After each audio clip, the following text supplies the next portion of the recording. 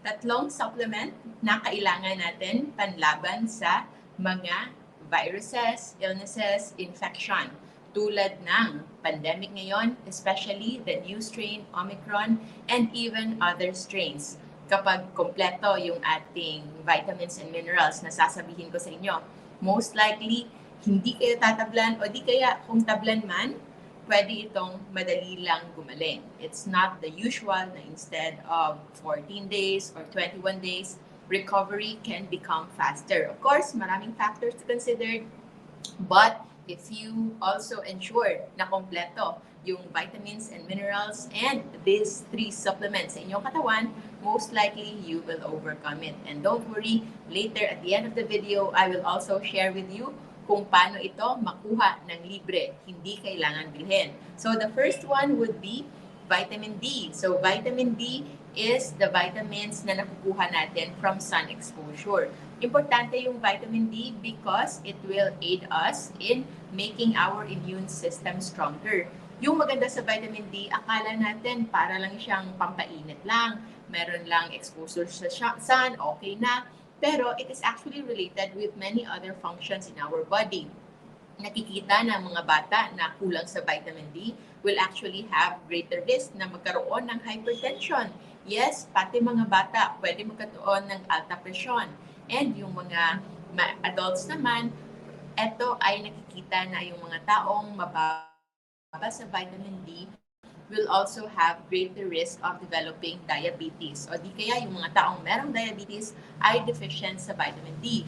Marami rin na yung mga taong obese or increased yung kanilang blood cholesterol, especially triglycerides and VLDL na nagkakaroon din ng metabolic syndrome because of insulin resistance.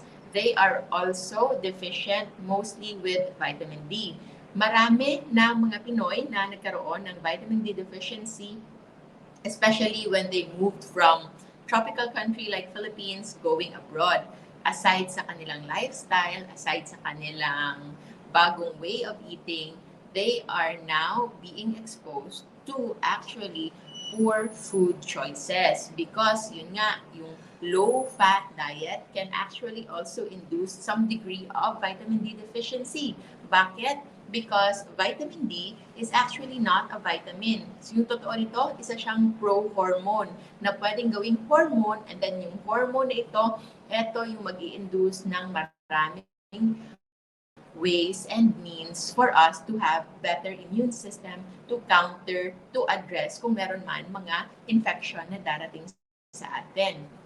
Now, kapag kulang yung ating vitamin D, it is going to have a lot of manifestations, one of which would be actually decrease in calcium. So yung mga taong medyo mababa sa calcium can actually also look into their vitamin D levels because vitamin D will aid absorption. Mas maganda yung absorption natin ng calcium. Pati yung conservation natin ng calcium, magsistay din. Kapag mataas yung vitamin D natin, tamang level ng vitamin D, hindi natin iihi yung calcium sa ating dugo. We can preserve it and it will also help us have better bones, and yung better bones, better health, better immunity can all be linked with vitamin D. Now, hindi rin po kailangan uminom ng vitamin D na supplements if ever wala kayo nito. What you can just do is to have a sun exposure for as little as 15 minutes a day. Kahit 15 minutes lang. If sobrang init, especially in the midday, you can even just go for 10 minutes. And earlier in the day or later in the day naman, you can go as long as 30 minutes. So, the lighter your skin color, kung mas puti kayo, mas kakaunti yung inyong pangangailangan for vitamin D exposure, for sun exposure to get your vitamin D needs for the day. Kung meron namang darker skin, then yung ating tulad ko, so yung ating tendency to absorb UVB is also less. So, kailangan medyo mas matagal yung ating sun exposure for us to get that full vitamin D activation. Kasi yung nasa skin natin, hindi pa siya activated. But exposure to sun will activate the vitamin D. But bago yan, kailangan meron muna kayong pre-vitamin D precursor, your vitamin D1 and D2. At saan natin ito nakukuha? from actually eating healthy, fatty foods. So, top 3 that you can think of would be the fatty fish, yung mga matatabang isda, you can have that. Or yung mga maliliit na isda, mataas yon sa omega-3 and also they are embedded with vitamin D. You can also have beef liver. So kahit 100 grams lang of beef liver a week or isang posporo na size ng beef liver a day, that's already good enough for your vitamin D.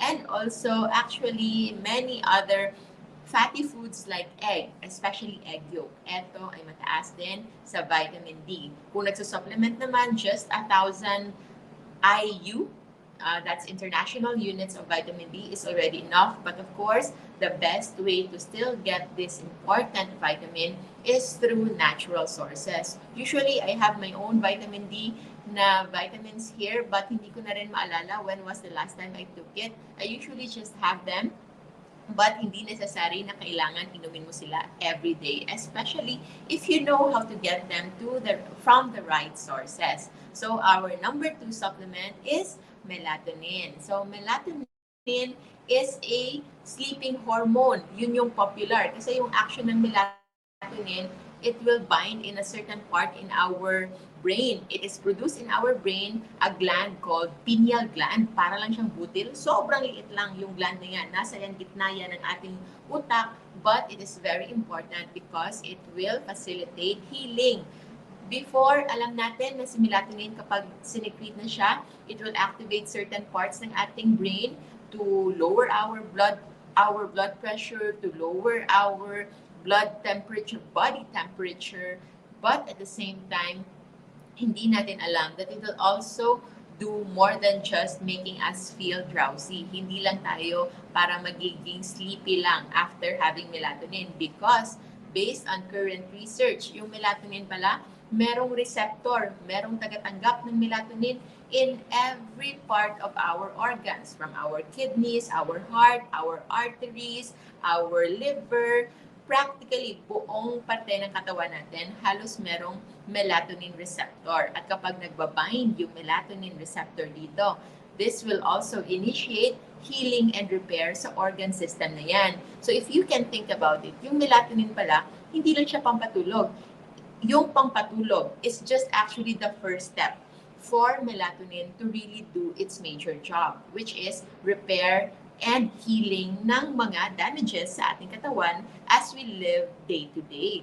So, pinapatulog ng ating katawan, ng ating melatonin, ng ating katawan, it shuts down our brain. Yung utak natin gusto niyang papahingahin, gusto niyang patulugin, and so that kapag tulog na yung ating utak, nagpapahinga na yung ating utak, our body will now have the break and the rest that it needs. Now, melatonin is just available as over-the-counter drugs. Merong as little as 3 milligrams. And I think generally that is very safe for anyone. Pero, of course, it's better to consult your doctor first kung in doubt kayo or meron kayong possible contraindication with melatonin. What's good about melatonin though is hindi rin tayo kailangan maging dependent sa supplement.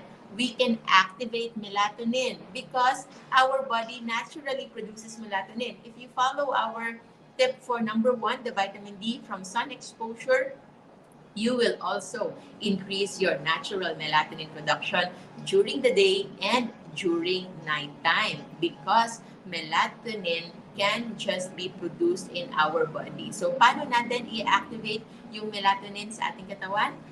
Try to sleep earlier, but also make sure na yung last food intake ninyo and your last water intake ninyo is merong gap before kayo matulog. So, that is try to finish your dinner at least 4 hours before kayo matulog. So, kung matutulog kayo ng 10 o'clock ng gabi, try to make sure na tapos na kayong mag-dinner by 6 in the afternoon. And also, your water intake naman, hindi rin kailangan marami kapag gabi. After your dinner, just try to drink 1 or just maximum of 2 glasses a day and have a gap. Kung pwede, mga 1 to 2 hours before sleeping, wala na kayong masyadong mataas pa na water intake. And if hindi nyo pa na-activate ito kasi hindi pa kayo sanay, then you choose to take melatonin as supplement. Kung iinumin nyo ito just about 20 minutes before sleeping time, pwede. Sorry, kailangan kunin yan. Meron lang tumawag. And yes, so yung melatonin, the good thing about this, kung iinumin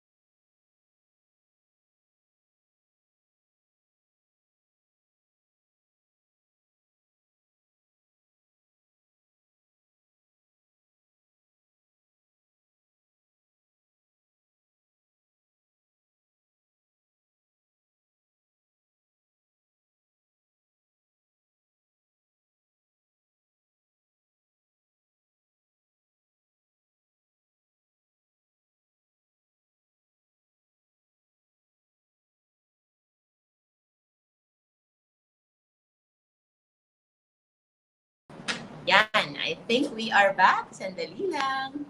So, nasa na po tayo? So, we are now on melatonin.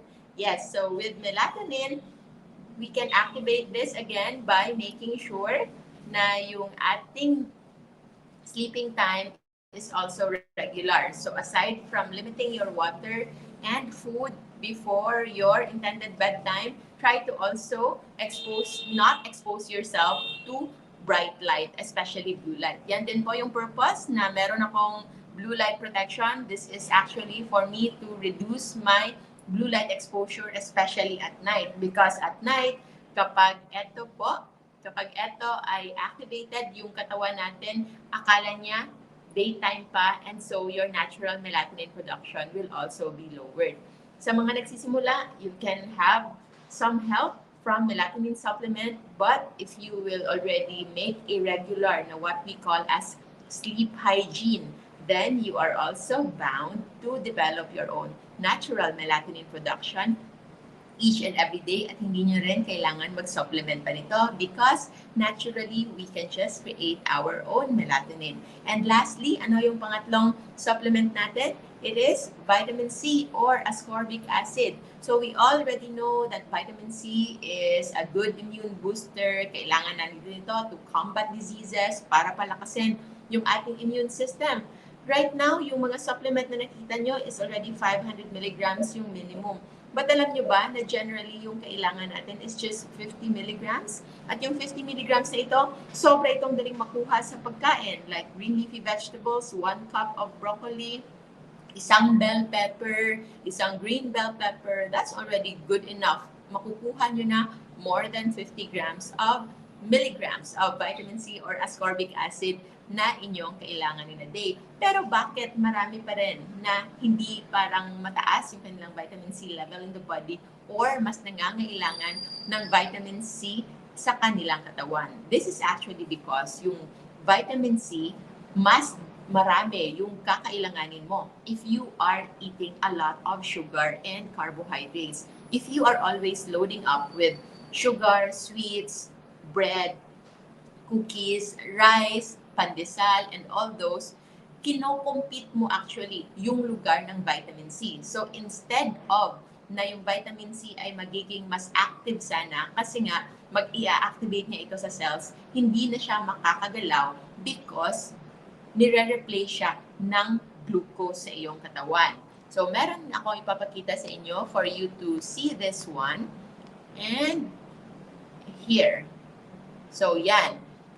Nakita natin na yung action pala ng ascorbic acid was inhibited by the presence of glucose at concentration of 25 mm. So, sobrang konti lang. Kahit konti lang yung glucose, kapag tumataas na sa normal yung blood glucose ng isang tao, yung action ng ascorbic acid ay pwede nang mag-iba. Bakit? Bakit ito ginagawa ng glucose? Because, tingnan nyo, halos magkapareho yung mukha ni glucose at ni vitamin C. So yung chemical structure nila, tingnan nyo, spot the difference. Kakaunti lang, halos pare-pareho yung kanilang mukha.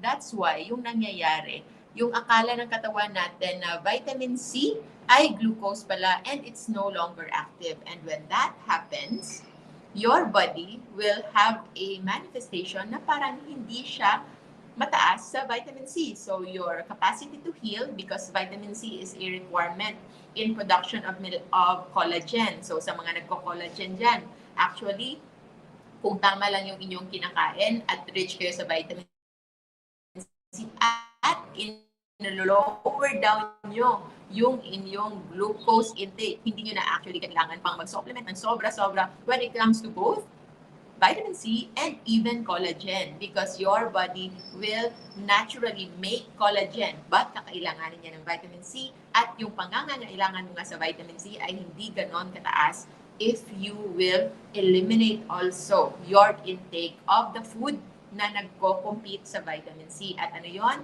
That is glucose or sugar. So those are the 3 vitamins na or supplements na kailangan natin for us to have better health, for us to be able to heal faster at madali natin mapuksa ang kung anumang germs, kung anumang bacteria, kung anumang viruses na mag-invade sa ating system, hindi lang yung Omicron o kung anumang strain na darating pa. It's already a given. Yung pandemic, hindi na yan mawawala. It will continue to stay here.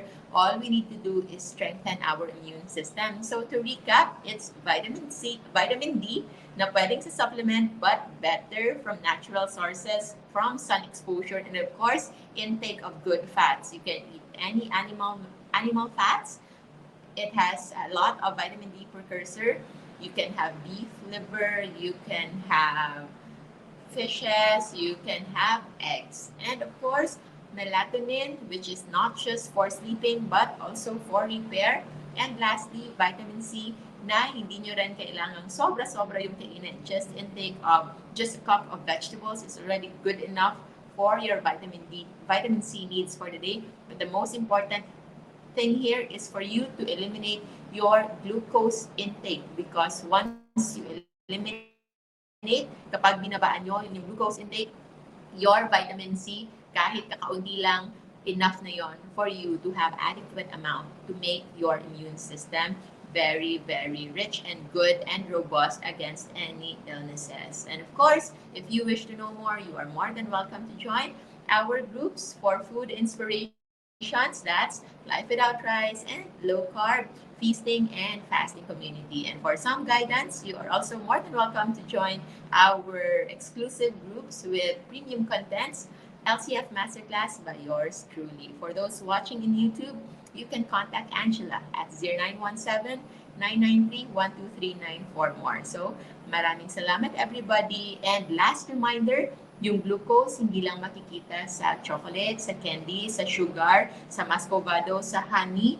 Pwede rin itong makuha sa kanin, sa pandesal, sa tinapay, sa kahit anong pastries, sa pasta, noodles, even in potatoes, mashed potato, and fruits, too much fruits like saging, especially yung mga parating tinatanong, yung hilaw na saging, yung saging na saba na green, and kapag niluluto ito, it will still become regular starch. But kung kakain kayo ng hilaw, yung green, yung hindi niluluto, then that could be okay. But baka magkaroon kayo ng indigestion because those are resistant starch. So, we can reserve that for another day.